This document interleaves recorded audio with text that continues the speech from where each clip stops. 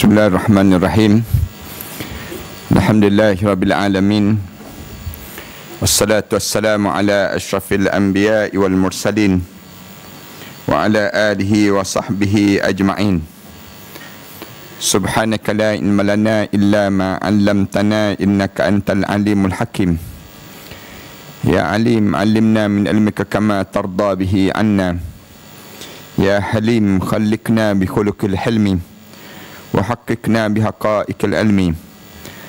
اللهم علمنا ما جهلنا وذكرنا ما نسينا.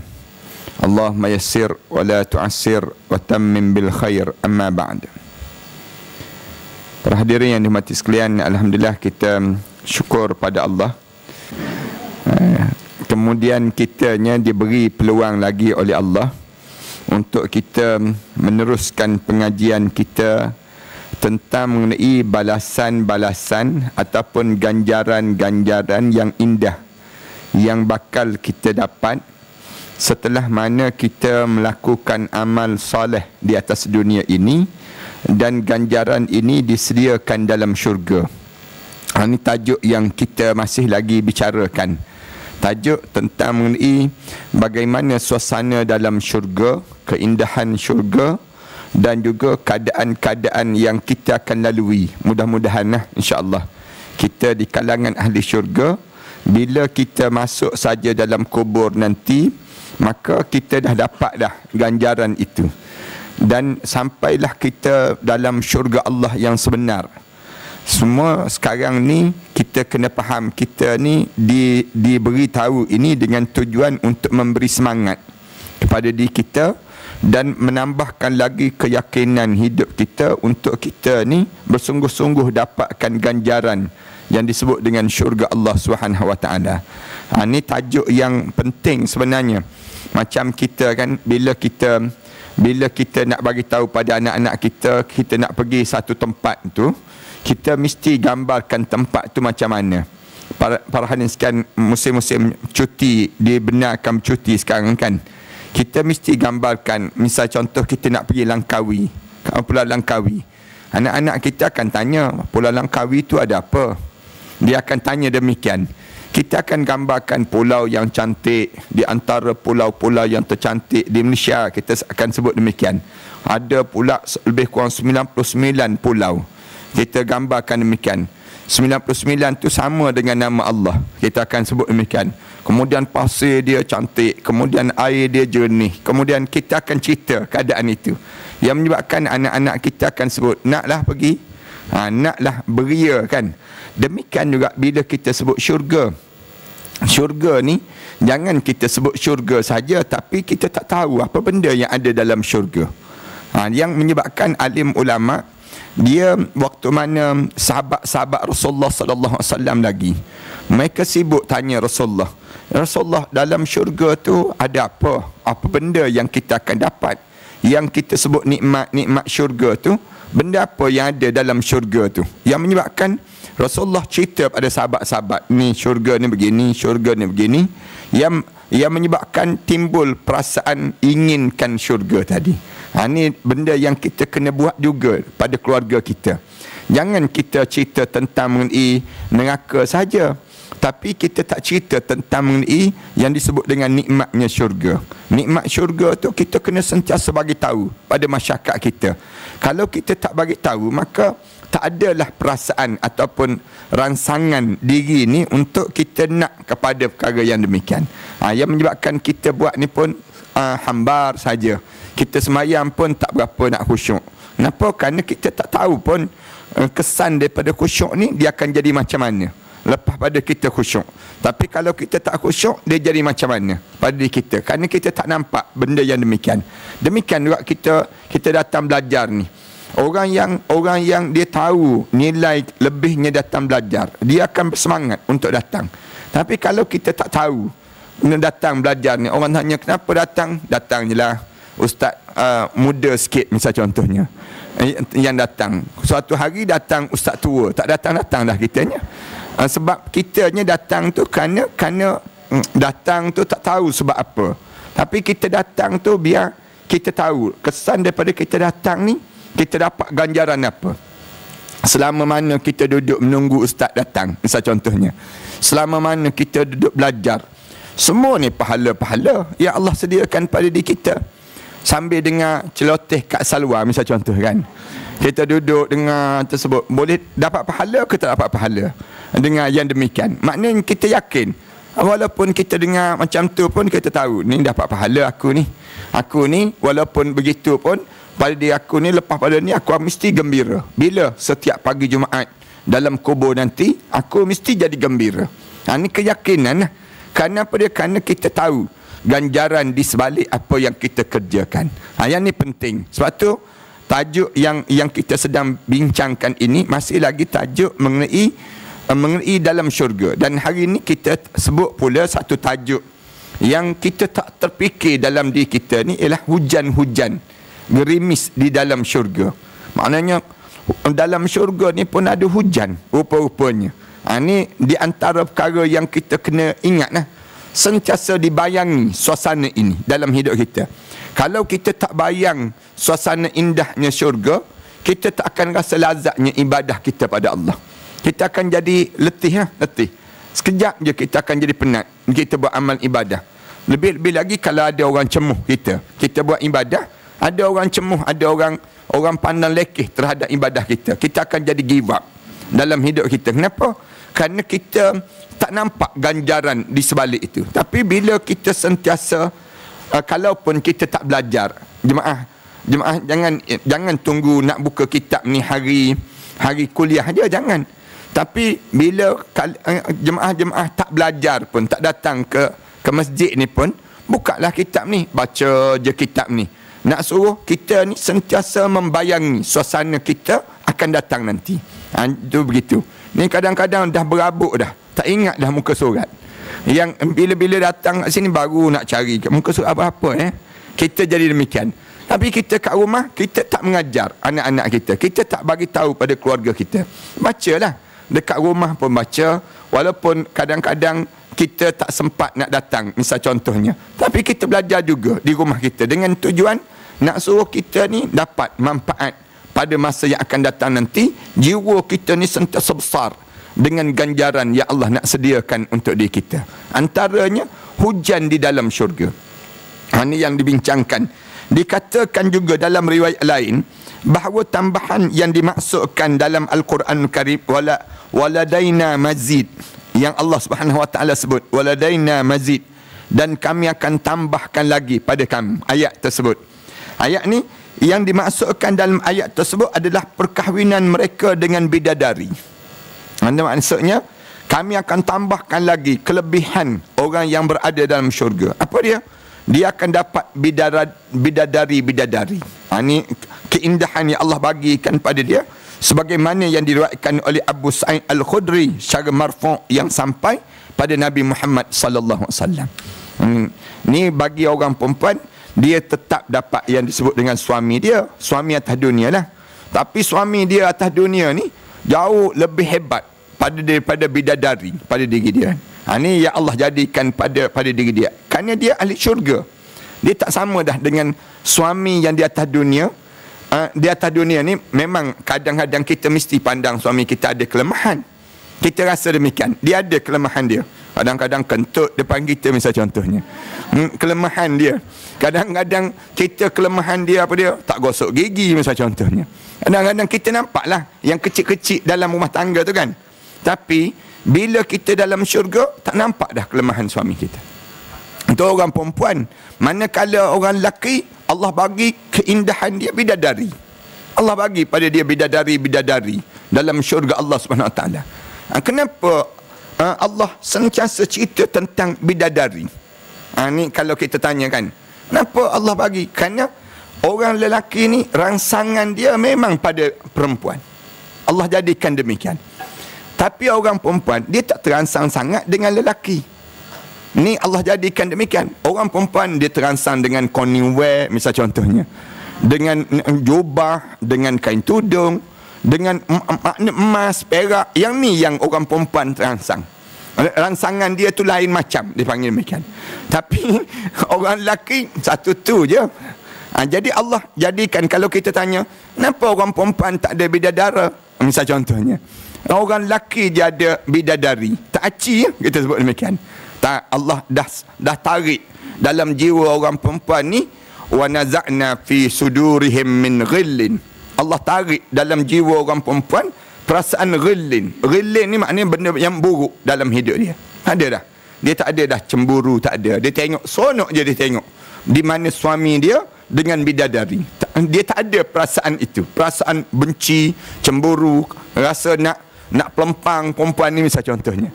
Tak ada dah pada diri dia demikian. Atas dunia ni ada dah. Atas dunia ni dunia dia akan jadi demikian. Tapi dalam syurga Allah wa naza'na fi sudurihim min ghillin. Dalam ayat yang belakang nanti kita akan jumpa pada muka surat 792 tu. Pada ayat yang pertama tu Allah Subhanahu wa taala sebut wa naza'na ma fi sudurihim min ghillin. Tu ayat yang Allah cerita kami tabut dalam jiwa mereka tu perasaan ghillin. Ghillin ni maknanya perasaan tak puas hati, tak suka dan sebagainya yang berlaku dalam jiwa mereka ni. Abu Nu'aim menyatakan daripada Khalid bin Ma'dan, daripada Kathir bin Murrah, dia berkata sesungguhnya di antara tambahan itu waladaina mazid, ayat yang masih lagi kita sebut waladaina mazid, ayat tersebut tambahan itu adalah awan lalu di atas penduduk syurga.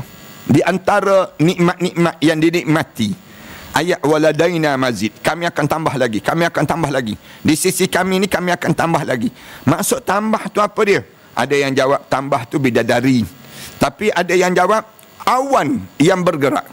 Dalam syurga tu ada awan. Lama dah tak tengok awan dia panggil. Dalam kita atas dunia ni Allah jadikan atas dunia ni ada awan. Awan-awan tu para sekalian yang biasa terbang, naik kapal terbang dan sebagainya, suka kan kita tengok awan. Saya sendiri pun di antara minat saya, kalau saya naik atas kapal terbang, saya akan tengok awan. Awan tu pelik-pelik. Kalau kita pergi satu jalan, balik tak sama dah. Allah jadikan ada gunung, ada macam-macam gaya awan. Cantik-cantik semua awan yang Allah jadikan. Kadang-kadang bila kita naik atas kapal terbang tu, nampak macam kapas je, yang rasa nak berjalan je atas tu. Kita rasa demikian, awan. Awan ni di atas dunia je. Waktu mana kita sampai di akhirat nanti tak ada dah awan. Di pada mahsyar tak ada dah awan. Ada dah awan, tak ada. Bila nak ada pula dalam syurga. Dalam syurga katanya para alim ulama berdasar pada apa yang Allah Subhanahu Wa Taala sebut waladaina mazid. Dia ayat demikian. Dalam syurga tu tengok cantik je awan. Awan kalau perhatikan tengok kan, berbeza tempat, berbeza cara dia. Allah persembahkan pada kita. Allah tunjukkan lukisan alam yang cukup indah yang Allah jadikan.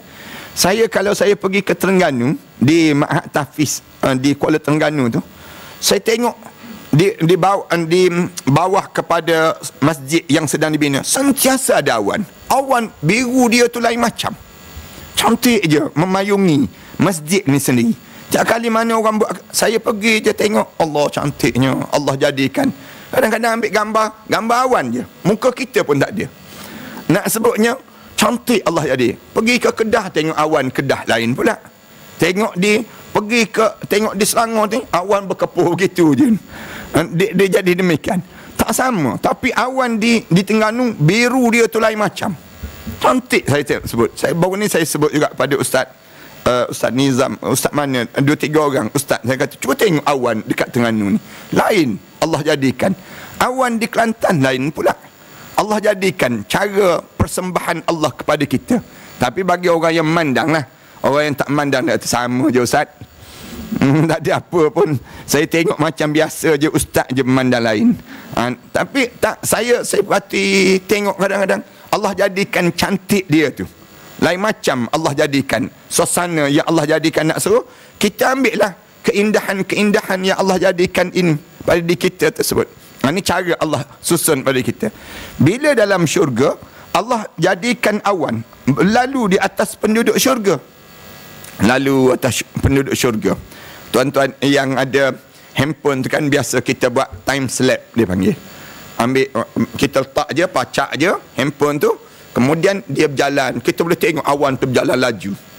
Berjalan laju. Lepas pada kita habis sejam ke 2 jam, saya biasa kalau pagi-pagi saya duduk di mana-mana tempat penginapan tu, pagi-pagi je lepas sembahyang subuh tu kita letak handphone dekat cermin tu, tunggu tengok perjalanan sampai lebih kurang sejam ke 2 jam, daripada gelap pada cahaya. Sama juga dengan saya pergi ke Mekah, saya duduk dekat hotel, saya letak je handphone saya tu, kemudian saya tekan time select tu, kemudian lepas pada tu kita boleh tengok orang berjalan.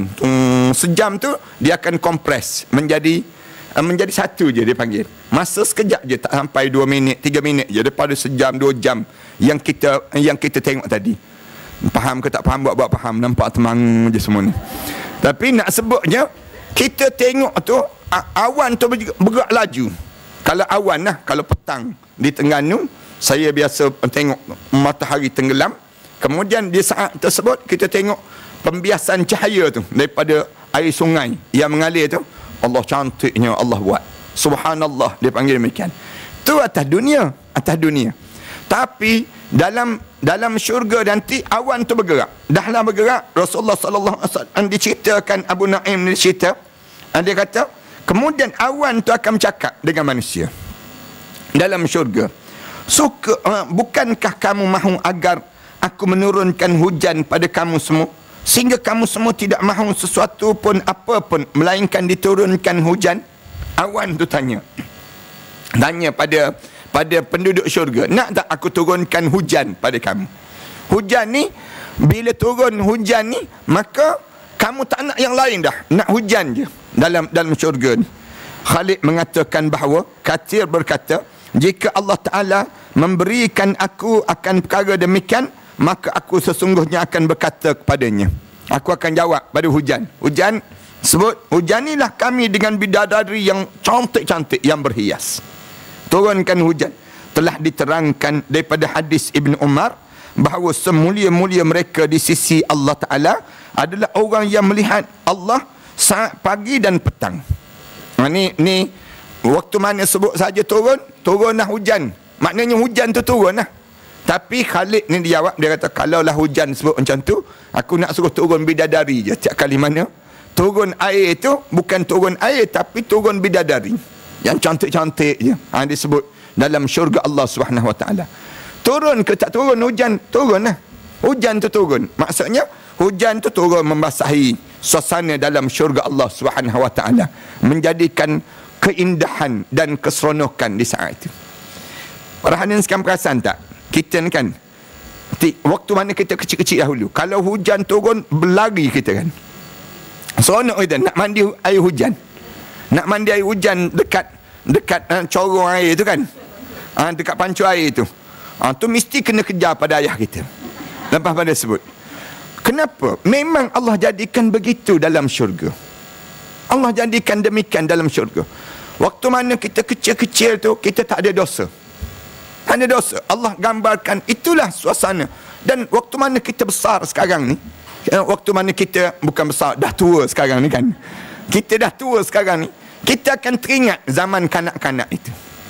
Saya sendiri pun kalau tengok air hujan lebat, kalau kat kampung kan, kita akan fikir, oh seronoknya. Tambah kalau tarik kain semut, duduk dah membalut dalam kain semut kan, tidur dengar di atas atap rumbia rumah kita tu, ataupun atap zinc tu, dia jatuh atas tanah tu, bau tanah tu keluar. Nak sebutnya seronoknya kita, Allah saja yang tahu. Gambaran itu digambarkan pada ahli syurga. Seronoknya saat yang demikian Allah jadikan dalam syurga. Allah jadikan keindahan itu. Sekali-sekala je hujan ni, tak boleh tiap-tiap hari. Allah jadikan sekali-sekala juga dalam hujan. Dalam syurga tu ada hujan. Dengan tujuan apa dia? Waladaina mazid, kami tambahkan keindahan kamu kala mana kamu dalam syurga Allah Subhanahu Wa Taala. Itu cara demikian. Kemudian dijawab lagi. Hadis Ibn Umar disebut, semulia-mulia mereka di sisi Allah, sampai mereka seronoknya dalam syurga ni, mereka melihat Allah Ta'ala pada pagi dan juga petang. Pagi petang tengok, nampak Allah. Malam tak ada. Malam tak ada dah. Sebab tu menikmati malam ni hanya di atas dunia dan di alam barzah. Bangun di padang mahsyar, tak ada dah malam. Dalam syurga, lagi tak ada malam. Tak ada dah malam. Berakhirnya malam ini, sebab tu Allah suruh kita malam jadikanlah masa istirahat untuk diri kami. Jangan sibuk lagi nak main, nak mengayuh basikal akhir-akhir ni kan. Kemudian nak makan kita malam. Malam tu jadikan malam untuk istirahat kamu. Kerana bila sampai dalam syurga nanti, kamu tak menikmati lagi nikmat malam ini. Allah tak jadikan malam. Kenapa? Kalau dijadikan malam, manusia tidur. Dan orang dalam syurga tak tidur dah. Tak tidur dah. Allah tak jadikan tidur dalam syurga. Itu cara demikian. Kenapa? Tidur itu menunjukkan kelemahan. Bila kita kata, kalau begitu, mesti pening kepala ustaz. Tak tidur kan? Tak tidur-tidur. Kita atas dunia ni, kita kadang-kadang duduk dalam majlis ilmu pun tertidur kita kan. Kita ni. Tapi waktu mana dalam syurga, tak ada dah. Allah tak buat dah tidur untuk kita ni. Kenapa? Tidur itu menunjukkan kelemahan. Ya, maknanya ada kecacatan pada di waktu kecacatan yang berlaku di waktu mana kita tidur. Tapi yang nikmatnya ialah melihat wajah Allah pagi petang. Lepas selang-seli dengan yang disebut dengan hujan yang turun itu. Ini menunjukkan bahawa penduduk syurga ketika mana melihat Allah Ta'ala dalam keadaan yang berbagai-bagai. Maknanya, macam mana kita melihat wajah Allah dalam syurga? Berbeza-beza. Alim ulama sebut, kadang-kadang lepas pada hujan turun, baru nampak wajah Allah. Tunjuk wajah Allah. Ini berdasar pada apa yang disebut ni lah.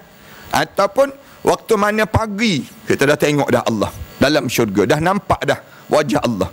Dan menikmati wajah Allah ini, nikmat yang tiada taranya. Sebagaimana orang dalam neraka sentiasa berharap supaya dia berhenti daripada kena azab dalam neraka. Demikianlah ahli syurga sentiasa berharap untuk melihat wajah Allah. Ini nak sebutnya. Orang dalam neraka, dia berharap supaya berhentinya azab dia. Demikianlah orang dalam syurga sentiasa berharap untuk melihat wajah Allah. Itu harap dia panggil demikian. Dalam suasana kita boleh bayang, orang dalam neraka tak berhenti-berhenti berharap nak supaya berhentinya azab. Sepanjang dia dalam neraka tu, yang dia nak ialah berhenti azab. Tapi orang dalam syurga sentiasa berharap agar dia ni sentiasa melihat wajah Allah Subhanahu Wa Taala. Itu cara demikian.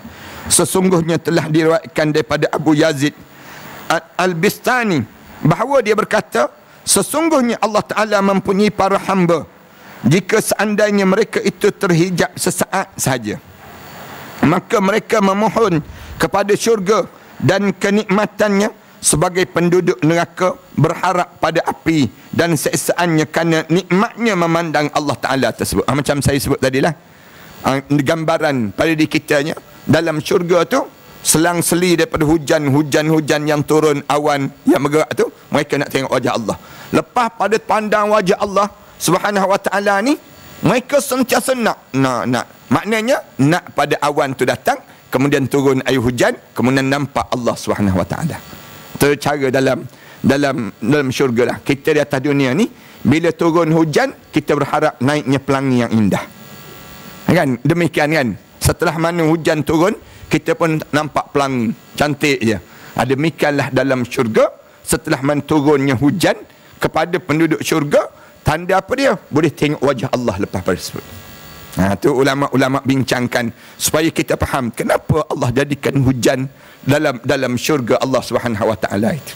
Tu cara yang kita boleh faham daripada tajuk yang kita bincangkan ini. Penafsiran ulama mengenai ayat Al-Quran sebagai penjelasan tentang syurga dan penduduknya. Dan kita akan cerita lagi tentang mengenai bagaimana suasana dalam syurga, indahnya syurga ini sendiri. Allah Ta'ala berfirman, wa naza'na ma fi sudurihim min ghillin tajri min tahtihimul anhar wa qalu alhamdulillahi alladhi hadana li hadha wa ma kunna linahtadiya laula an hadana Allah laqad ja'at rusulu rabbina bil haqq wa nudu an tilkumul jannatu uristumuha bima kuntum ta'malun. Dan kami cabut segala macam perasaan ghillin, dendam, benci, tak suka dalam jiwa seseorang yang berada dalam dada mereka. Bila masuk dalam syurga ni, Allah cabut perasaan ini, perasaan benci, perasaan dendam, perasaan cemburu, dengki, ghillin ni maknanya benda yang buruk-buruk yang ada dalam dada, Allah cabut. Sebab tu kita dalam banyak-banyak doa, kita doa, ya Allah, tolong jadikanlah hati aku ni hati ahli syurga. Di antara banyak-banyak doa kita lah, hati ahli syurga ni tak ada perasaan dendam, tak ada perasaan cemburu, tak ada perasaan yang buruk yang berlaku, yang kita ni nak ada prasangka dan sebagainya. Kan kita ni kan, saya biasa sebutkan, kita ni senang je nak berprasangka. Ini di antara rasa yang paling mudah yang kita buat dalam hidup kita. Prasangka ni kebanyakan di kalangan kita terjadi. Tunggu lambat sikit ustaz sampai, ustaz ni datang ke tak datang. Dia akan jadi demikian. Ni prasangka terlintas je, kita tak sebut pun, tapi datang. Tapi dalam syurga tak ada dah ghillin, tak ada dah, kami cabut dah. Allah Subhanahu Wa Taala sebut demikian. Kita ni telefon pada suami, telefon tak angkat. Mesti kita datang terus perasaan buruk sangka. Tu makan seorang-seorang lah tu dia sebut. Tu letak handphone kat mana? Biasa handphone melekat dekat badan. Ni mesti ada kerja lain lah tu dia sebut. Ni menyebabkan kita ni senang je prasangka di kalangan kita. Tapi dalam syurga tak ada dah. Kami cabut. Min ghillin tajri min tahtihimul anhar, dan mengalir di bawah mereka sungai-sungai yang indah, dan mereka mula berkata bila mengalir anak sungai, suasana dalam syurga ni, dalam mereka pun sebut wa qalu alhamdulillah, pujian-pujian tak terhenti daripada bibir-bibir ahli syurga ni. Alhamdulillah, suka dia. Sebab tu saya sebut kan, bibir kita ni jangan kerap sebut nasib baik. Nasib baik tak kena saman, misal contohnya. Nasib baik pakai face mask. Nasib baik tak kena COVID. Ni nasib baik. Jangan. Sebut alhamdulillah. Biar kita di bibir ahli syurga. Bibir ahli syurga ni, mulut dia tak berhenti memuji Allah. Alhamdulillah ala kulli hal. Kita kan, ada seorang makcik tu dia cerita, Ustaz, saya bila doktor bagi tahu makcik disahkan kanser tahap yang keempat, dia pun sebut alhamdulillah. Dia keluar bibir dia alhamdulillah. Kejut doktor. Tak makcik kanser ni katanya doktor. Katanya makcik sebut alhamdulillah, kata makcik. Baru doktor tu baru nak faham. Maknanya makcik ni sedarlah betul. Dalam keadaan bila sebut alhamdulillah. Kenapa makcik sebut alhamdulillah? Saya Allah bagi umur dah panjang dah, dia sebut. Dan kalaupun Allah nak bagi ujian ini pada saya akan lalui dengan tabah. Moga Allah menghapuskan dosa saya. Tergamam doktor tu. Hebatnya makcik dia sebut. Maknanya dia bila sebut saja begitu, dia boleh bangga dengan setiap keadaan yang berlaku dalam hidup. Ni yang Rasulullah sebut ajaban li amril mu'min. Menjadi takjub aku dengan urusan orang mukmin. Malaikat jadi kagum dengan kamu orang mukmin. In amrahu lahu khair. Semua benda yang berlaku dalam hidup kamu ni baik je, manjang. In asabatud darra sabara. Kalau kena musibah dalam hidup kamu sabar. Fakana khairan lah. Itu yang terbaik dalam hidup kamu. Wa in asabatud darra sabara. Fakana khairan lah. Kalau kamu kena yang buruk-buruk pun kamu sabar. Itu yang terbaik dalam hidup kamu. Walaysa zalika illa al-mu'min. Tak akan berlaku demikian kecuali mesti dia ni mukmin. Orang mukmin ni hidup dia, bibir dia alhamdulillah, alhamdulillah. Sampai ke mana dia sebut alhamdulillah? Sampai dalam syurga alhamdulillah. Mulut dia demikian. Kita ni banyak innal insana khuliqa halu'a. Manusia ni banyak keluh kesah je dalam hidup. Gelisah je, rasa tak selesa je banyak. Kita bukan nak sebut alhamdulillah pun. Pada diri kita, mandang muka suami kita, kenapalah aku terkahwin dengan mamat ni, kita kita kan dalam hati. Maknanya kita ni patutnya alhamdulillah lah. Orang lain puas mandi bunga tak berjumpa-jumpa bunga. Kita ni tak mandi bunga pun ada je yang datang. Maknanya gambaran ni, contoh dalam hidup, gambaran bagaimana hidup kita ni diajar supaya sentiasa je alhamdulillah, alhamdulillah, alhamdulillah pada kita. Kenapa? Ahli syurga demikian. wa qalu alhamdulillah. Mulut-mulut ahli syurga ni akan sentiasa sebut alhamdulillah. Kenapa alhamdulillah? Alladzi hadana, yang telah membimbing kami. Allah ni bimbing kita, sayang pada kita lah. Kerana Allah bimbing kita ni jadi macam ni. Berkat daripada mana? Berkat daripada kita sentiasa doa tu. Sentiasa kita baca doa. Doa apa yang kita baca pada diri kita? Ihdinas siratal mustaqim. Sewaktu mana kita baca ihdinas siratal mustaqim tu, nampak terus diri kita, nampak terus anak-anak kita, nampak terus keluarga kita. Tiap kali mana kita sebut ihdinas siratal mustaqim tu, bayangkan bukan orang lain ni, Allah, aku sendiri. Aku ni perlu dibimbing dalam hidup. Kerana kita ni ada perangai-perangai yang buruk kan. Kalaulah Allah tak bimbing kita, jadi buruklah sepanjang masa dalam hidup kita. Yang kita boleh masuk syurga ni kenapa? Kerana hadana, kerana Allah bimbing. Kalau Allah tak bimbing, tak masuk syurga kita. Ni ahli syurga. Dia akan sebut hadana lihada. Dengan apa? Dengan Islam ini. Kita nampak Islam pada diri kita. Patutnya Islam ni bagi pada Bin Laden lah, senang cerita ni. Bagi pada apa dia? Joe Biden ke apa dia panggil? Bagi pada orang-orang tertentu, bagi pada Donald Trump lah. Patutnya demikian. Tapi kenapa mereka tak dapat? Misal contohnya. Tapi dibagi pada kita. Kita orang kampung biasa je. Tak ada hebatnya, sepatutnya demikian. Tapi Allah pilih kita. Alhamdulillah lihadza. Dengan cara ini Allah bagi pada kita. Wa ma kunna linahtadiya laula an hadanallah. Dan kami sekali-kali tidak akan mendapat petunjuk sekiranya Allah tidak memberi kami petunjuk. Kita ni kalau Allah tak bagi, Allah tak sayang pada kita, jadi sampahlah kita. Jadi bangkai yang tak ada nilai lah kita. Tapi alhamdulillah Allah ni dia pilih kita. Kerana apa dia? Kerana kita beria-ria nak kepada yang dipilih oleh Allah. Kita ni bersungguh-sungguh. Doa lagi, tangisan lagi, bersedekah lagi. Kemudian semua kita buat yang Allah Subhanahu Wa Taala suruh tu, kita bersungguh-sungguh untuk kita nak dapatkan demikian. Kemudian sesungguhnya kita sebut, Allah Subhanahu Wa Taala sebut laqad ja'at rusulu rabbina bil haqq. Lalu mereka menyebut sesungguhnya telah datang rasul-rasul Tuhan kami ini kepada kami membawa kebenaran.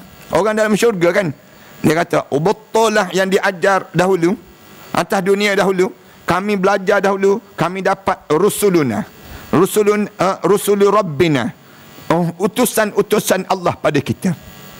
Utusan Allah ni ulama bincang panjang lah.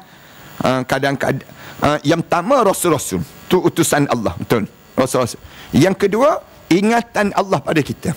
Saya pernah sebutkan pada jemaah, kita ni dulu jahat, tapi Allah dia sayang pada kita, dia jodohkan kita dengan orang baik. Suami kita jadi baik, menyebabkan kita ni pun tumpang sama kesolehan suami kita. Ataupun suami ni jahat tapi dapat isteri yang baik, isteri yang soleh. Ni isteri ni ataupun suami ni rusulu dia panggil, yang dihantar oleh Allah pada kita. Ni dipanggil istilah zaman anak-anak kita dipanggil malaikat yang dihantar pada kita. Bukan malaikat, tapi utusan Allah pada kita. Kadang-kadang kita jahat, suami kita pun jahat, dua-dua jahat, laki bini jahat dia panggil demikian. Tapi kita dapat anak yang baik. Anak kita ni, ada anak yang baik kan. Anak ni beria dia, abang tak naklah pergi belajar lain, abang nak menghafal Quran juga. Bingung kita, alah abang kan perasaan kan berjaya begini-begini, takkan nak menghafal Quran. Ada setengah orang disebut demikian. Kemudian anak dia kata tak, abang nak menghafal juga, macam mana? Hantar ke sekolah biasa pun balik dia nak pergi menghafal Quran. Ada ni kes yang berlaku ni di sekolah saya. Sekolah saya ni ada 2-3 orang yang jadi demikian. Yang mak dia nak kepada sekolah-sekolah yang international dan sebagainya. Tapi anak ni macam mana pun nak menghafal Quran, nak menghafal Quran. Akhirnya mak dia, ayah dia terpaksa akur keadaan itu. Dia kemudian ada yang datang temuduga tak berjaya, temuduga tak berjaya, 3 kali temuduga tak berjaya. Tapi telefon, ustaz, saya nak ustaz macam mana pun anak saya ni nak, saya pun tengok bersungguh sangat di kalangan kita. Ambil je lah, kita sebut, Ustaz tolong ambil lah pelajar-pelajar yang macam ni, dah dia beria sangat. Bagi tahu pada penemu duga ni, terima je lah pelajar ni, dia nak. Akhir berjaya ke anak-anak? Berjaya dia, habis 30 juzuk Al-Quran. Baru ni tu yang hari haflah Al-Quran 140 lebih yang tahun lepas saja, yang habis 30 juzuk Al-Quran Karim. Nak sebutnya Allah hantar Rasul ni. Kadang-kadang kita jahat, anak kita jahat, suami kita jahat, anak kita jahat, tapi Allah datangkan menantu yang baik dalam hidup kita. Menantu kita ni, dulu kita makan dalam keluarga kita, mana baca doa? Datang menantu baca doa dalam keluarga kita. Maknanya ni menantu ni dipanggil Rasuluna, hantaran Allah pada diri kita. Kadang-kadang menantu pun hantu dipanggil dalam hidup kita. Kita ni kita jahat, anak kita jahat, menantu kita jahat semua, tapi Allah hantar cucu sempat lagi dalam hidup kita dengan cucu. Ni kadang-kadang dengan cucu pun jahat dalam hidup, tapi Allah hantar jiran-jiran yang baik, sahabat-sahabat yang baik. Ini dipanggil Rabbina bil haq, yang dihantar oleh Tuhan kami itu betul hari ini. Maknanya benda yang diajar itu betul dalam hidup kami. Ini cara demikian, macam-macam cara lah. Saya kan saya pernah cerita pada jemaah kan, ada jemaah yang datang di masjid negeri tu, dia datang dia buka ni, saya nak tunjuk kat ustaz kat sini, hitam kat sini, hitam, biru. Saya kata kenapa? Dia kata kena pukul pada suami dengan kayu golf. Suami dia pukul dengan kayu golf dekat di sini. Dia kata, saya kata kenapa berkelahi begini? Tapi dia kata sebab tu dah berkelahi tu saya merayau tengok orang ramai datang parking kat masjid ni, saya duduk ya, saya dengar dulu. Lepas pada saya dengar tu, saya datang jumpa dengan ustaz. Dia kata, dia tunjuk. Oh, saya kata mahal harga yang Allah bayar. Allah pukul dengan kayu golf baru datang. Kalaulah Allah tak pukul dengan kayu golf, tak datang. Maknanya kayu golf tu Rasuluna. Allah menjadikan pengajaran dalam hidup. Kadang-kadang macam-macam gaya kan. Kita ni kan, mana ada di kalangan kita ni, kadang-kadang orang tak kenal pun ustaz mana, ustazah ni dan sebagainya, tak kenal pun. Tapi Allah sekali. Tu kerana Allah nak tunjuk ni kebenaran hidup. Kebenaran hidup. Yang benarnya hidup begini. Bukannya benar hidup ni dengan khayalan, tapi dengan kebenaran. Bil haq. Allah datangkan dengan cara demikian. Bila dalam syurga tu, masing-masing kata, oh alhamdulillah, Allah tunjukkan kebenaran dalam hidup. Wa nudu antil kumul jannah. Waktu mana dalam syurga tersebut, masing-masing akan diserukan pada mereka tu, itulah syurga. Uristumuha bima kuntum ta'malun. Disebut wa nudu antil kumul jannah. Itulah syurga yang diwariskan kepada kamu. Disebabkan apa dia? Bima kuntum ta'malun, dengan apa yang kamu kerjakan sepanjang kamu hidup di atas dunia. Dan sebab tu di dunia ni, buat kerja untuk kita dapat ganjaran syurga. Biarlah peringkat tu dulu, tak apa. Ada orang tanya, boleh ke ustaz buat macam tu? Sebab ada lagi yang buat kerja, buat amalan nak dapatkan redha Allah. Dia panggil redha Allah tu, mana yang kena? Yang syurga, nak dapatkan syurga ke nak dapat redha Allah?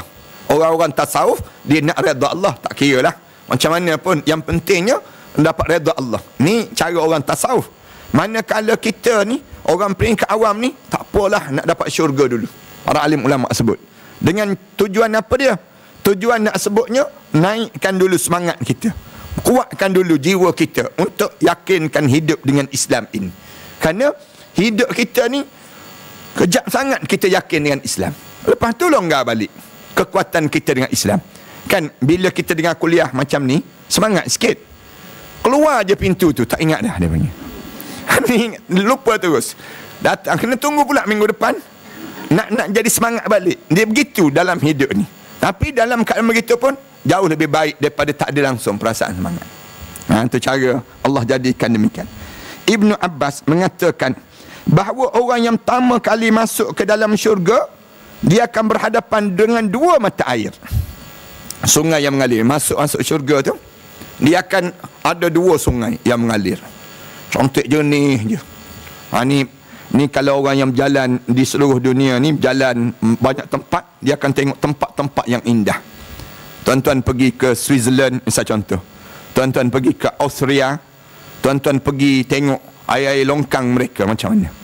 Di Austria, saya pernah pergi ke Austria, tengok cantik je air yang mengalir dalam tersebut. Saya pergi ke Bosnia Herzegovina. Saya pergi Bosnia ni, keluar daripada mata air yang cantik sangat. Daripada tepi gunung tu, kemudian keluar mata air dengan itik-itik yang bergerak di atas air tersebut. Kita pergi beberapa tempat, termasuk di negara kita ni pun banyak juga tempat-tempat yang cantik. Tapi nak sebutnya, bila ahli syurga ni, bila dia masuk, Allah tunjukkan mata air yang jernih. Kenapa? Ni simbol kecantikan. Simbol dia panggil ketenangan dalam hidup kita. Setengah-setengah orang kan dia buat air terjun dalam rumah dia. Dia pasang. Orang tanya kenapa? Dia kata feng shui, dia sebut demikian. Dengan tujuan nak suruh dia jadi dengan nada air, bunyi air ni akan menyebabkan. Kita jawab tak betul. Sebenarnya kita buat ni nak suruh air tersebut bertasbih pada Allah. Kita dengar tasbih dia, syukur dia kepada Allah, pujian dia pada Allah, kita sebut. Sama juga kita bertasbih dan berzikir sepanjang masa. Itu cara dalam hidup kita. Kerana dalam syurga nanti kita akan tengok air. Mula-mula masuk dalam syurga, tengok air dulu. Air tenang je dalam syurga Allah Subhanahu Wa Taala. Ada setengah orang dia tension, dia kata tak boleh Ustaz, bil api naik, kemudian bil air pun naik, dia sebut demikian. Ada orang demikian. Tapi iyalah, berbeza-beza keadaan lah. Ada orang yang dia kata tak nak Ustaz, nanti letak dengan ada pon ni, bila ada macam tu, dia kata nanti ular datang. Pun ada juga kan, di kalangan setengah-setengah di kalangan kita lah. Kita jawab, kalau tak ada pon tu pun sama juga, ular datang juga. Kadang-kadang kan macam-macam gaya. Setengah orang tu dia simen terus sekeliling rumah dia, simen terus. Kenapa? Tension Ustaz kalau ada tanah. Baik kosong je begitu, senang. Macam-macam gaya lah manusia ni. Kemudian mereka meminum salah satu daripada mata air itu. Kemudian mereka meminum salah satu daripada mata air itu, masuk dahaga kan, dahaga yang amat sangat. Di padang mahsyar tu dahaga minum air Kausar, telaga Kausar Rasulullah. Kemudian bila bergerak di atas titian sirat, selama mana bergerak atas titian sirat? 100 tahun. 100 tahun melalui titian sirat. Tapi tengok atas berbagai-bagai orang. Tapi yang paling laju sepantas kilat. Rasulullah sebut demikian. Tapi yang pantas kilat tu pun lalu atas bahang api neraka. Bawah tu neraka. Kemudian sampai duduk dulu, berhenti dulu kat depan pintu syurga sebelum masuk dalam syurga Allah Subhanahu Wa Taala. Kemudian masuk, minum di mata air itu, sehingga Allah Taala menghapuskan rasa dendam dalam dada mereka. Bila mereka minum tu, tak ada dah perasaan nak marah, cemburu, dendam, tak ada. Kemudian mereka masuk ke dalam mata air yang satu lagi dan mandi dalam air tersebut. Terjun dalam sungai itu, mata air itu mandi. Bila mereka mandi, maka warna mereka semakin berseri-seri, semakin mulus kulit-kulit mereka ni, semakin berminyak. Tubuh badan mereka tu nampak, kita kan nampak kering je kan. Tapi bila masuk dalam syurga nanti, semua badan kita ni nampak bersih, kemas dan dalam keadaan mantap. Tu badan kita ni sini, Allah jadikan demikian. Wajah mereka bening dan diri mereka memperolehi kenikmatan syurga. Wajah tu kita mandang jernih je, tenang je, melihat wajah ahli syurga Allah Subhanahu Wa Taala di antara satu sama lain. Kita tengok sama-sama, kita ni tension je dia panggil. Kita kan bila kita tengok Allah, gitu. Ali bin Abi Talib menafsirkan firman Allah Taala, sebut al-aliyahum thiyabu sundusin khudrun wa istabraqun wa hullu asawira min fiddah wa saqahum rabbuhum syaraban tahura. Mereka berpakaian sutera hijau yang lembut sangat. ahli syurga ni. Dia pakaikan pakaian pada diri dia, aliyahum thiyabus sundusin khudrun. Sundus khudrun. Dia panggil lembut sangat. Dia panggil sutra yang dipakaikan itu. Wa istabrak, dan juga sutra tebal yang mereka pakai, dua-dua, lembut dan juga tebal yang dipakai ini sendiri. Tebal pun bila bergerak tu nampak kilat-kilat dia tu cantik pada sutra ini sendiri. Allahu Akbar. Kita sutra dunia ni pun kita rasa seronok dah kan.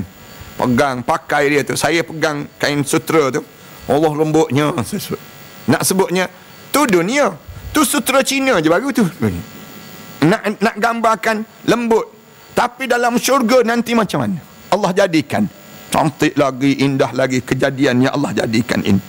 Wahullu asawira min fiddah, dan mereka dipakaikan gelang yang diperbuat daripada perak, dan juga Allah memberikan padanya wasaqahum rabbuhum syaraban tahura, dan diberi minum padanya minuman yang bersih dan suci sangat, minum untuk ahli syurga Allah SWT. Bahawasanya jika penduduk syurga menuju ke syurga, maka mereka akan lalu di depan sebuah pohon yang ada 2 mata air di bawahnya. Waktu mana berjalan masuk syurga tu, nak pergi ke syurga ni, kita akan lalu di bawah pohon yang pohon tu ada 2 mata air di bawahnya. Ketika mana mereka meminum salah satu mata air itu, mereka berhak mendapatkan kenikmatan syurga. Seronoknya minum tu, jamin dah ahli syurga dah, suka dah, kerana dah lepas dah titian sirat pun. Cuma berjalan sekarang ni nak pergi masuk dalam syurga dalam keadaan zumara, dalam keadaan yang beramai-ramai. Dia tak ada seorang pun masuk syurga ni seorang-seorang, tak ada. Jalan seorang-seorang. Orang tanya nak ke mana? Syurga, tak ada. Tak ada. Semua masuk syurga dalam jumlah yang ramai. Dalam kumpulan masing-masing lah. Atas dunia ni kita dengan siapa? Kalau kita dengan alim ulama, dengan alim ulama itulah kita pergi dalam syurga nanti. Itu cara demikian pada diri kita. Sebab tu kita ni kena berjemaah. Tak boleh tak berjemaah. Alaikum bil jamaah. Kamu kena jemaah. Jemaah Masjid Al-Falah ni sekaligus di akhirat nanti. Mudah-mudahan insya-Allah kita ni. Setelah itu tidak akan berubah kulit mereka dan tidak akan beruban rambut mereka selama-lamanya. Kalau kita tanya, kenapa kat dunia ni Allah jadikan kita beruban, Ustaz? Kenapa? Jawabnya, Allah nak bagi tahu kamu hidup atas dunia. Kamu belum lagi berada dalam syurga. Bila kamu dalam syurga, kamu tak beruban. Allah jadikan uban tu dengan tujuan nak sedarkan diri kamu. Semakin berusialah dalam hidup kamu, semakin dekatlah pada diri kamu kepada Allah SWT. Lalu tanya lagi, kenapa beruban, Ustaz? Tanda itu cahaya mukmin. Orang mukmin ni bila dia beruban, dia biarkan uban-uban tersebut. Maksudnya dia tidaklah upah anak-anak dia, cabut selai cucu dia, selai 10 sen disebut demikian. Zaman-zaman dulu kan, dalam hidup kita ni, dia biarkan atas kepala dia tersebut. Itu cahaya mukmin. Cahaya mukmin yang nak diingatkan pada diri dia bahawa dia sedang menuju kepada Allah saat ini. Itu cara demikian pada diri kita. Itu Rasulullah kata jangan cabut uban-uban yang ada tersebut. Rasulullah nak suruh kita sentiasa ingat pada akhirat Allah bila kita dah mula beruban pada diri kita. Dan jangan rasa gelisah. Kita kan bila beruban je, mula di kalangan kita, dia kata apa dia? Boleh tak, ditanya suami dia, boleh tak nak inai? Biar jangan bagi nampak uban. Suami dia akan tanya, kenapa? Dia kata, supaya tak nampak tua lah, tak nampak tua. Padahal, logiknya Allah nak bagi tahu tua. Tapi kita nak lawan kudrat Allah. Nak lawan dengan qada Allah. Tak payahlah pada diri kita bagi tahu. Yang kita ni sedang tua dah sekarang. Itu cara demikian pada diri kita. Ni tak laku ni kedai salon apa benda. Salon rambut ni bila kita sebut macam tu tak ada dah orang nak inai rambut ni. Kemudian mereka meminum mata air yang satu lagi. Mereka nak minum mata air yang satu lagi, maka keluarlah daripada perut mereka segala jenis penyakit yang dideritai sebelum daripada ini. Atas dunia ni katanya ada penyakit macam-macam gaya keluar di waktu itu, dan mereka disambut oleh gudang kelengkapan syurga, dan dikatakan pada mereka, selamat kepada kamu, kamu adalah dalam keadaan baik, masuklah ke dalamnya dan dalam keadaan kekal dalam syurga ini untuk selama-lamanya. Kalau dah masuk syurga, tak payah bimbanglah kamu akan keluar, tak terkeluarnya.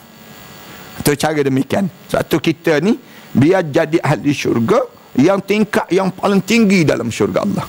Dia panggil syurga Firdaus kan. Dia ada 100 tingkat dalam syurga ni. 100 tingkat. Tingkat yang pertama tu Rasulullah kata masuk tu pun hebat, tengok pandang kiri kanan kanan. Naik tingkat yang kedua gangsa. Naik tingkat yang tiga perak. Semua kelengkapan perak. Tingkat yang tiga. Tingkat yang keempat emas. Rasulullah cerita demikian. Tingkat yang kelima tak boleh nak cerita dah. Tak boleh nak sebut dah. Cantiknya, indahnya. Sampai mana? 99, 100 darjat. Di antara satu tingkat dengan satu tingkat, Rasulullah kata, di antara bumi sampai ke langit. Dalam syurga Allah SWT. Tak boleh nak dibayang cantik macam mana suasana yang Allah sediakan dalam syurga Allah SWT. Lepas tu kita kata, lepas tu nak jumpa kat mana ni? Kan dalam syurga tingkat berbeza-beza. Kita jumpa kat mana? Hari Jumaat, pagi Jumaat, dekat pasar di pagi Jumaat. Nah, ni semua turun ke pasar. Tingkat 99, tingkat 80, tingkat yang beza-beza, semua pergi ke pasar pada hari Jumaat. Siapa yang boleh pergi pasar? Orang datang majlis ilmu pada pagi Jumaat. Itu yang saya sebut tu. Jemaah-jemaah jangan terlepas peluang. Pada pagi Jumaat je. Pagi Jumaat je kita tahu ni pagi Sayyidul Ayyam. Ni hebatnya dipanggil. Kita jangan tertinggal lah. Pagi Jumaat pergi je majlis ilmu. Cari je majlis ilmu untuk diri kita demikian. Ibnu Al-Mubarak berkata, Ma'mar memberitahu pada kami daripada Abu Ishaq, daripada Hashim bin Damrah, daripada Ali bahawa dia membaca ayat wasiqal ladzina taqaw rabbahum ilal jannati zumara. Ketika mana orang-orang bertakwa kepada Allah dihantar ke dalam syurga secara berombongan. Zumara. Satu kita kena ada dalam jemaah. Saya sebut tadi. Jemaah ni kita kena jangan lepas diri kita daripada berjemaah. Rasulullah pesan hidup ni alaikum bil jamaah. Jemaah ni kumpulan orang mukmin ni, dia tak boleh menyendiri. Saya tak nak mana-mana puak ustaz. Nanti saya nak duduk atas pagar je. Saya nak jadi DAP senang ceritanya. DAP duduk atas pagar kan. Nak sebutnya kita sebut demikian, duduk atas pagar, nanti tercucuk punggung gitu. Nak sebutnya gambaran kita tak boleh nak saya tak nak berpihak mana-mana. Saya nak duduk tengah-tengah je. Tak boleh. Islam disuruh kamu mesti duduk dengan kebenaran. Kebenaran ni hanya dengan Islam. Dengan siapa? Jemaah Islam. Dengan bersama dengan orang Islam. Jangan kamu jauh daripada orang Islam ini sendiri. Ni bercakap banyak kena gam kita.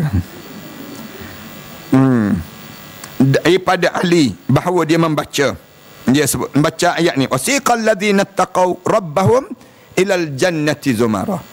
Sampai bila? Hatta iza ja'uha, ketika mana sampai dekat pintu syurga ni, sampai pada pintu syurga ni, wa futihat abwabuha, dan dibukakan pintu syurga untuknya.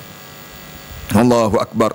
Bila dibuka, bunyi pintu syurga tu pun mengasyikkan dan menjadikan rasa indah yang amat sangat. Bunyi dia, bunyi pintu syurga yang terbuka. Nak gambarkan, tak tahulah dalam syurga tu lagi. Bunyi pintu syurga tu pun bersorak-sorai dah ahli syurga yang nak masuk ni. Bergembira tak boleh nak dibayang. Suka yang amat sangat di depan pintu syurga nak masuk ni. Wa qala lahum khazanatuha. Ketika mana nak masuk tu, penjaga syurga ni akan sebut pada orang nak masuk ni. Dia akan sebut apa dia? Salamun alaikum tibtum. Berbahagialah kamu, bergembiralah kamu, sejahteralah kamu, dilempahkan ke atas kamu, berbahagialah kamu, maka masuklah kamu, fadkhuluha khalidin, jemput masuk, kekal dalam syurga Allah SWT ni sampai bila-bila. Allahu Akbar. Tak adalah dipanggil tarian yang paling indah saat mana mula-mula jejak kaki untuk memasuki syurga Allah Subhanahu Wa Taala. Tak boleh nak bayang. Saya waktu mana belajar ayat-ayat macam ni kan, cerita mengenai syurga ni, semua sahabat-sahabat ni sebut Allah, Allah, Allah, gembira masing-masing. Tak masuk syurga lagi, duduk atas dunia lagi. Dalam keadaan duduk atas dunia ni, bila guru-guru kita cerita suasana gambaran syurga yang indah tu, sampai peringkat kegembiraan tu macam rasa macam duduk depan pintu syurga dah kita. Gambaran yang ditunjukkan oleh Allah Subhanahu Wa Taala. Mudah-mudahan semualah kita ni ahli syurga insya-Allah. Dia berkata, mereka mendapati di pintu syurga sebatang pohon yang terbit di bawahnya 2 mata air. Depan pintu syurga tu ada pohon yang ada 2 mata air. Kemudian mereka pergi pada salah satu mata air itu, seolah-olah mereka disuruh ke sana. Mereka mandi di sana, maka rambut mereka tidak akan memutih setelah itu selama-lamanya. Tadi di padang mahsyar tu boleh jadi beruban juga. Di padang mahsyar boleh jadi waktu mana nak berlakunya kiamat, beruban. Anak-anak kecil beruban tengok suasana kiamat. Kalau takutnya jadi berubah rambut hitam menjadi putih.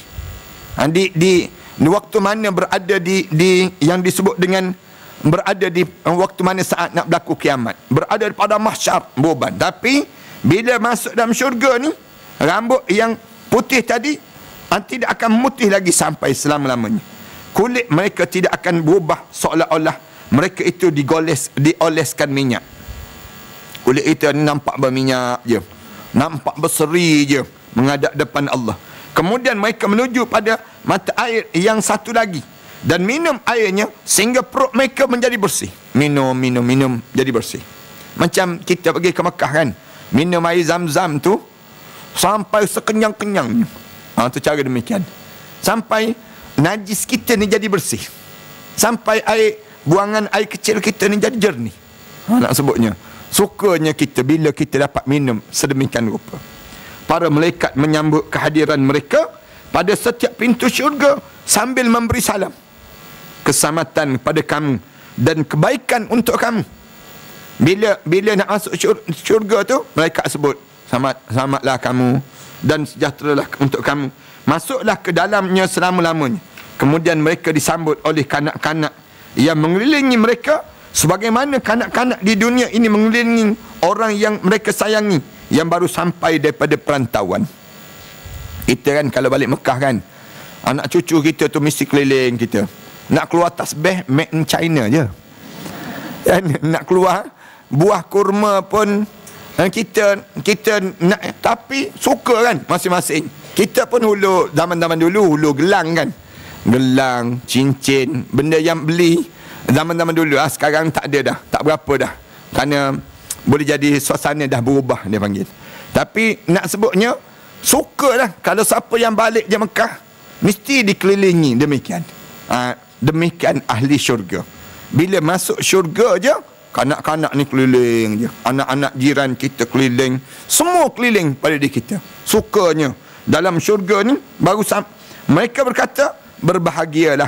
Anak-anak ni sebut, suka kan masuk dalam syurga, sonok kan, masing-masing sebut demikian. Sesungguhnya Allah Ta'ala menjanjikan kamu begini dan begitu, banyak lagi ni. Anak-anak ni sebut banyak lagi ni dalam syurga ni. Dalam syurga ni masing-masing sibuk nak bagi tahu yang tu yang ni dalam syurga yang Allah sediakan pada ahli syurga. Kemudian salah seorang daripada kanak-kanak itu pergi ke tempat isteri daripada para isterinya dan memberitahu kedatangannya dengan memanggil nama yang biasa dipanggil di dunia dahulu. Ada anak-anak tu je cari mana isteri hamba Allah ni. Dia pun pergi dekat dengan isteri tu sambil dia berkata, telah datang si fulan. Dia kata, orang tu datang dah. Maknanya suami kamu. Kemudian wanita itu menjawab, kamu melihatnya? Kamu tengok ke? Yang disebut dengan suami saya tu masuk dalam syurga ni. Rasa kegembiraan kelihatan pada raut wajahnya. Bidadari dan segera wajah dia tu menjadi wajah yang indah. Suami dia tu dah masuk dulu ke dan sebagainya.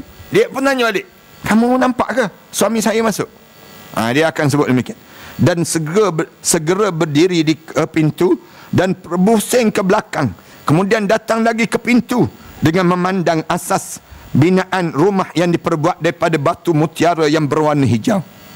Pergi tu bukan kalau nak cari suami, tak tengok balik dinding, cantiknya dinding, tak tengok tiang tu dalam syurga tersebut, yang mutiara yang berwarna hijau, warna kuning serta merah. Kemudian suaminya datang dan duduk sambil melihat-lihat yang dia lihat adalah permaidani yang terhampar. Lepas itu barulah suami dia datang. Suami masuk ke syurga dulu, kemudian isteri ini kemudian masuk. Ini di antara kisah-kisah di waktu mana orang masuk dalam syurga Allah SWT. Itu cara demikian. Kalau kita tanya, tak cik ustaz, suami masuk dulu, atau saya masuk dulu, baru suami kemudian. Berdasar pada banyak perbincangan ulama dia sebut, kerana tanggungjawab menjadi lelaki ini besar dalam hidup dia. Oleh yang demikian, Allah lepaskan orang lelaki dulu masuk dalam syurga Allah. Kemudian bila sebut, ada perbincangan alim ulama lagi, dia sebut oleh kerana ramai yang perempuan ni masuk neraka dahulu, jadi lambatlah dia nak masuk dalam syurga. Orang perempuan ni kerana dia senang sangat terbuat dosa dibandingkan dengan dianya menjadikan diri dia buat pahala. Tu yang menyebabkan dia lambat sikit masuk dalam syurga Allah SWT dibandingkan dengan suami dia. Ini cara Allah jadikanlah. Kemudian dia masuk dalam syurga, kemudian dia lihat dalam keadaan permaidani yang terhampar, gelas yang diletakkan dan bantal yang tersusun rapi. Ini bila masuk dalam syurga ni, kemudian dia memandang ke loteng rumahnya, tingkat dalam rumah dia itu, istana dia. Jika bukan Allah Ta'ala yang telah menentukan perkara tersebut, tentu matanya akan buta kerana berkilatnya loteng tersebut, bagaikan kilat. Allahu Akbar. Kalaulah Allah tak tentukan, memandang tingkat yang dalam rumah dia tu, dalam istana dia tu, buta mata dia. Tapi Allah tak butakan mata, kerana Allah SWT nak suruh dia memandang nikmat-nikmat yang cantik di dalam syurga Allah. Kita berhenti cakap ni lah, insya-Allah kita sambung pada akan datang nanti perbincangan. Kemudian Ibnu Al-Mubarak menambah lagi, insya-Allah. Sallallahu ala Muhammad wa ala alihi wa sahbihi wa barik wa sallam. Walhamdulillahi rabbil alamin. Bismillahirrahmanirrahim. Alhamdulillahi rabbil alamin. Wassalatu wassalamu ala asyrafil anbiya'i wal mursalin wa ala alihi wa sahbihi ajma'in. Allahumma shrah lana sudurana wa hassin akhlaqana wa yassir lana umurana. Allahumma inna na'udzubika min ilmin la yanfa' wa min qalbin la yakhsha' wa min nafsin la tashba' wa min du'a'in la yusma'. Allahumma ighfir dhunuba Ilhan Nabil bin Zain al-Sharif. Allahumma ighfir lahu warhamhu wa afihi wa'fu anhu wa akrim nuzulahu wa wasi' mudkhalahu wa abdilhu daran khairan min darih wa zawjan khairan min zawjih ونقه من الخطايا كما ينقى الثوب الأبيض من الدنس وأعيذه من عذاب القبر وعذاب النار. اللهم لا تحرمنا أجره ولا تفتنا بعده. ربنا هب لنا من أزواجنا وذرياتنا قرة أعين واجعلنا للمتقين إماما. اللهم اشف مرضى عثمان بن حجي يوسف. اللهم اشف مرضاه. اللهم الشافي أنت الشافي لا شفاء إلا شفاء لا يغادر سقما. ربنا آتنا في الدنيا حسنة وفي الآخرة حسنة وقنا عذاب النار. والحمد لله رب العالمين.